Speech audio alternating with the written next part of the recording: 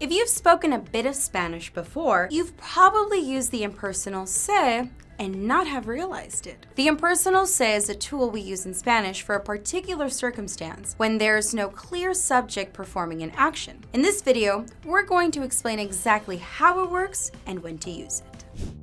So what is the impersonal se? The impersonal se is used when there is no clear subject performing an action, which is often the case when we make a general statement. It allows us to make impersonal statements about things that people do. For example, one must go, people like to, they require. Before we get into the impersonal se, here's a quick refresher on the other uses of the se pronoun. There's the reflexive pronoun se, which helps us indicate that an action is being performed by the same person who receives the effects of the action. And the accidental se, which is used to imply that something happened by accident or unintentionally. Before continuing, don't forget that if you want to learn how to speak Spanish, check out baselang.com, where you can get access to unlimited one-on-one Spanish classes with native speaking teachers, all via Zoom.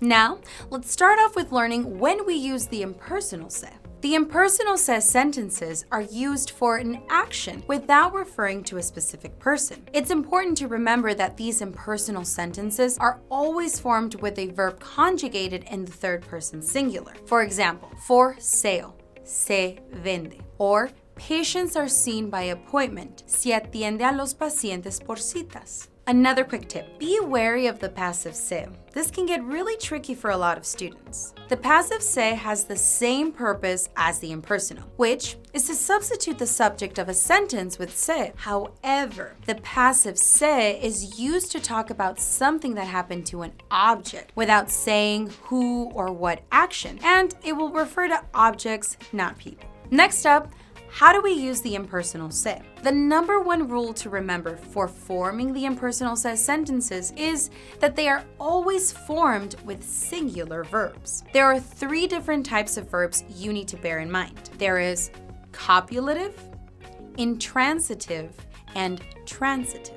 The formula to form these sentences is se plus verb in third person singular plus complement. Before we dive into more detail about the three types of verbs, make sure you don't stay impersonal to this channel and hit the subscribe button. With that done, let's take a look at our first type, copulative verbs. These verbs express a state or condition, but need to be accompanied by something else that gives them full meaning. For example, to be, ser or estar. Being in that spa is very good. Se está muy bien en ese spa.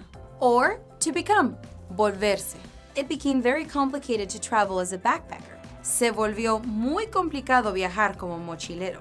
As you can see, these examples require an accompaniment to give them full meaning. Secondly, we have intransitive verbs. These verbs do not require a direct complement to make sense because its meaning says it all. For example, to open, abrir, or to close, cerrar. It opens at 7 a.m. and closes at 9 p.m. Se abre a las 7 a.m. y se cierra a las 9 p.m.